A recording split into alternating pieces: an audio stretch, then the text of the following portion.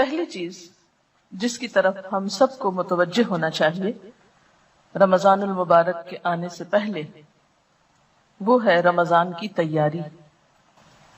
آپ عام روزمرہ زندگی کے مشاہدے میں دیکھتے ہیں کہ کسی بھی اہم کام کے لیے لازماً تیاری کی جاتی ہے۔ اگر کوئی کام بھی تیاری کے بغیر شروع کر دیا جائے تو اس میں وہ روح نہیں آتی، اس کام کو آپ صحیح طور پر انجوائے نہیں کر سکتے اور اس کا حق ادا نہیں کر سکتے۔ مثال کے طور پر امتحان کے آنے سے پہلے آپ کیا کرتے ہیں؟ تیاری کرتے ہیں۔ اگر کوئی شخص تیاری کے بغیر امتحان دینے لگے تو اس کا نتیجہ آپ دیکھ سکتے ہیں۔ اگرچہ وہ پاس بھی ہو جائے لیکن اس کی فیلنگ کیا ہوتی ہے؟ تو یہ ایک حقیقت ہے کہ دنیاوی زندگی کے کاموں کے ساتھ ساتھ عبادات میں بھی یہی اصول ہے۔ نماز جیسے اہم فریضے کے لیے آذان اور وضو تیاری کی حیثیت رکھتا ہے، ورنہ تو گھڑیوں کو دیکھ کے، سورج کے ڈھلنے غروب ہونے چڑھنے کو دیکھ کے نماز پڑھی جاتی۔ اور جن ملکوں میں آذان کی آواز نہیں آتی یا جن گھروں میں آذان کی آواز نہیں آتی، وہاں پر نماز اس طرح روح پرور نہیں ہوتی جس طرح اس جگہ پر جہاں آپ کو آذان کی آواز آتی ہے اور اس کے بعد آپ چاہے دنیا کا کوئی کام کر رہے ہو، آپ کے دماغ پر، آپ کی سوچ پر کیا چیز حاوی ہو جاتی ہے؟ نماز کا وقت ہو گیا، جلدی کرو، یہ کام جلدی سمیٹو، نماز کا وقت ہے۔ تو آذان کے ساتھ ہی آپ کی نماز کی تیاری شروع ہو گئی۔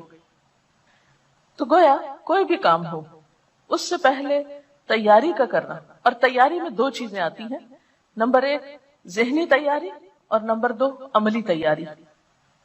ذہنی تیاری میں کیا چیزیں شامل ہیں کہ آپ اپنی سوچ کو، اپنے دھیان کو، اپنے احساسات کو، اپنے جذبات کو اس طرف موڑنا شروع کریں، ایسے اسباب اور ایسے حالات سے گزریں کہ جس سے آپ ذہنی طور پر اس چیز کے کرنے کے لیے فوکس ہو جائیں۔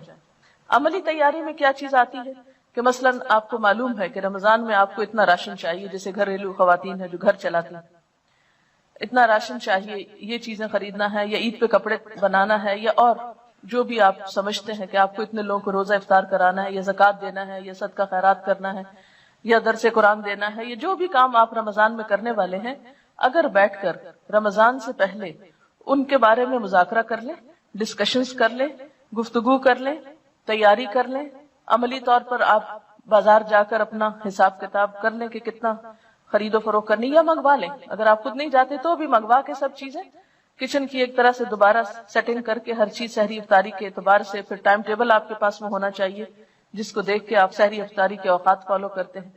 پھر اسی طرح اگر آپ کو کہیں اور تراویح پڑھنے کے لیے جانا ہے تو سواری کا ارینجمنٹ، یہ کس کے ساتھ جانا ہے، یہ کس کو اور ساتھ میں لانا ہے، یہ ساری چیزیں رمضان سے پہلے ایک ایک کر کے، جن کا ابھی میں ذکر کروں گی، ان کو عملی طور پر بھی تیار کر کے رکھ لیں اپنے پاس۔ اس سے آسانی یہ ہوگی کہ جب کام شروع ہوگا تو آپ رائٹ اوے کام ڈے 1 سے شروع کر دیں گے، اور اگر آپ تیار نہیں ہوں گے تو پہلا عشرہ تو آپ کا صرف سوچ بنانے میں گزر جائے گا کہ اچھا رمضان آیا۔ جو کام آپ کو کرنے ہیں یہ چیزیں آپ نے روز کرنی ہے۔ مثلا میں نے لکھ کے رکھا ہوگا کہ سب سے پہلے صبح میں کیا پڑھنا ہے، اس کے بعد تسبیحات کون سی کرنی، حالانکہ مجھے پتا ہے یہ کرنی ہے، لیکن پھر بھی میں کاموں کے پریشر میں بعض اوقات بھولنے لگتی ہوں، تو میں وہ کارڈ مجھے یاد دلاتا ہے کہ آج میں نے یہ کام نہیں کیا۔ کہ مثلا اگر آپ نے اپنے اوپر کچھ نفل باندھے ہوئے ہیں یا کچھ ذکر خاص کرنا ہے، آپ کو خاص سے مراد مسنون ہی ہے، وظیفہ مراد نہیں ہے کہ 1000 دفعہ کچھ، لاکھ دفعہ کچھ پڑھنا ہے، تو ان سب کے انہی ترتیب وار اپنے چیزیں لکھ کر رکھ لیں۔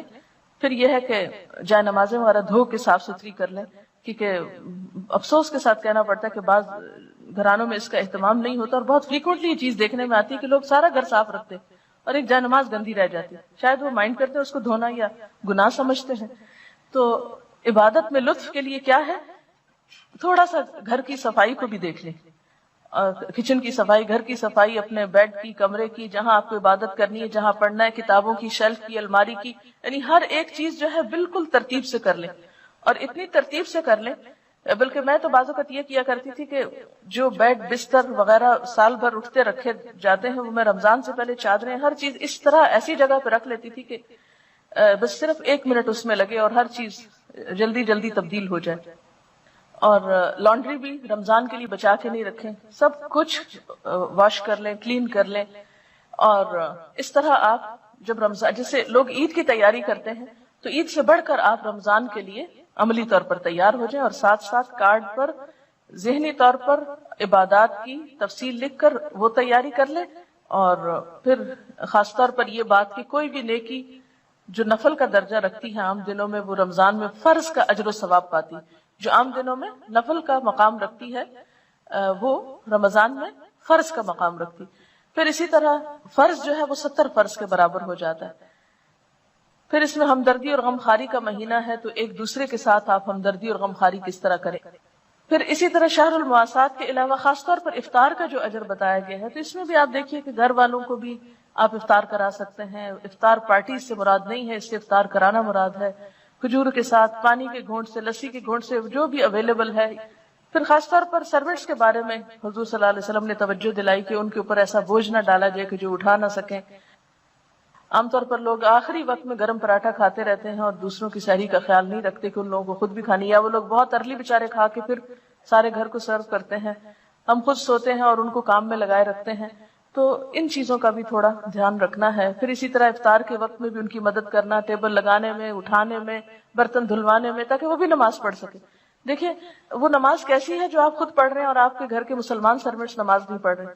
وہ روزے کیسے ہیں کہ آپ خود روزے رکھ رہے ہیں اور آپ کے گھر کے سروینٹس جو ہیں ان کو روزے کی پرواہ نہیں، پتہ ہی نہیں. اور اگر کئی دفعہ میں نے ایسے لوگوں سے بات چیت کی ہے کہ آپ نے روزہ رکھا، تو کبھی بھی ہم کہاں سے روزہ رکھ سکتے ہیں، ہمارے تو کام ہی بہت ہیں.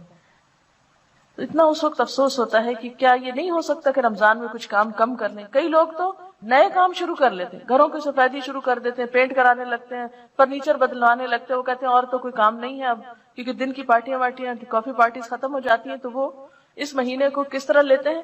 گھروں کی رینوویشن کے لیے. اور اس میں بے وجہ میں ہم سروینٹس وغیرہ کا کام بڑھا دیتے ہیں.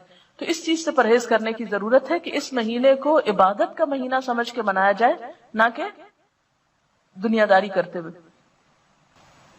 پھر اس میں آپ دیکھیے کہ جیسے آپ نے ذاتی کام جو کرنے ہیں اس میں روزہ رکھنا ہے. اور روزے میں صرف روزہ رکھنا نہیں ہے، بلکہ کیونکہ حدیث میں آتا ہے نا، جس نے روزہ رکھ کے جھوٹ بولنا نہ چھوڑا اور جھوٹ پہ عمل کرنا اور لڑائی جھگڑا اور فحش گفتگو اور ان چیزوں کو نہیں، تو پھر اس کا روزہ نہیں، کیونکہ روزہ صرف بھوکے پیاسے رہنے کا نام نہیں. پھر اسی طرح نماز کے لیے آپ ایک ٹارگٹ اس رمضان میں رکھ سکتے ہیں. یا آپ یہ رکھ لیں کہ زیادہ نوافل پڑھنے، یا یہ رکھ لیں کہ خاص خشوع و خضوع کا، یا یہ کہ اول وقت، یعنی کوئی ایک ٹارگٹ اپنا رکھ لیں کہ میں اس رمضان میں اول وقت نماز پڑھوں گی، ساری نمازیں اول وقت. اور اس طرح آپ کو کیسے پورا ہوگا؟ الحمدللہ عام دنوں میں فجر آپ کے لیے اول وقت پڑھنا مشکل ہوتی ہے، اٹھتے اٹھتے کچھ دیر ہو جاتی ہے، لیکن رمضان میں تو آپ اٹھے ہوئے ہی ہوں گے. یہ نہیں کہ آپ سحری کے بعد جو لوگ خود کام کرتے ہیں گھر کا، تو وہ کیا کرنا شروع کر دیں، برتن دھونا شروع کر دیں، کچن صاف کرنا شروع کر دیں، اس کو فرش دھونا شروع کر دیں، اور سارے کام کرتے کرتے سویر کر دیں، اور جب تھوڑی دیر رہ جائے سورج نکلنے کو تو جلدی جلدی نماز پڑھ لیں.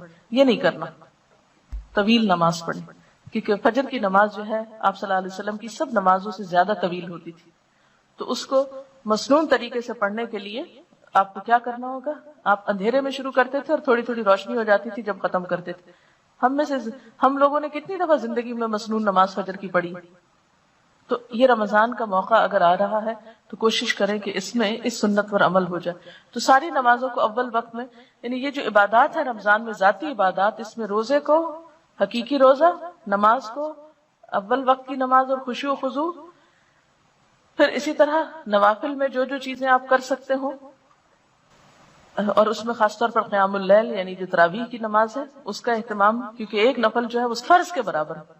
عام دنوں میں فرضوں میں کوئی کمی کوتاہی ہوئی تو انشاءاللہ تعالی وہ اس کی کمی کو پورا کرنے کا سبب بنے گا. اس لیے